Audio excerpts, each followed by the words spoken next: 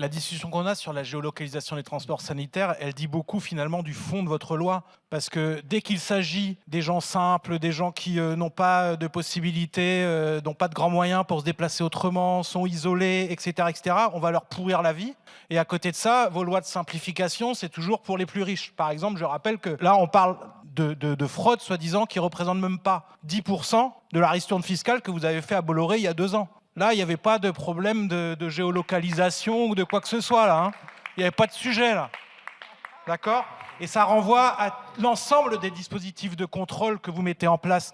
Parce que vous prétendez lutter contre la fraude fiscale, on sait très bien que vous visez d'abord la fraude sociale et surtout les personnes les plus vulnérables. Par exemple, il aura fallu attendre 15 ans avant que les codes sources de l'algorithme utilisés par la CAF soient rendus publics. Et ils sont toujours utilisés alors qu'on sait très bien que un rapport du Sénat l'a dit notamment, que ce sont les mères isolées qui sont les plus ciblées, ce sont les personnes les plus en difficulté qui sont les plus ciblées parce que vous faites une énorme pêche au chalut et à côté de ça, vous ne développez pas dans les services compétents les vrais outils avec les puissances de calcul nécessaires, etc., pour dénouer les vrais mécanismes de fraude fiscale que par exemple, dont parlait mon collègue Léaumont quand il parlait aussi du narcotrafic. Donc en fait, cette discussion sur la géolocalisation, elle dit beaucoup de l'esprit de votre loi. Rendre la vie impossible au plus grand nombre pour que les ultra-riches que vous servez puissent continuer à faire leurs affaires tranquillement.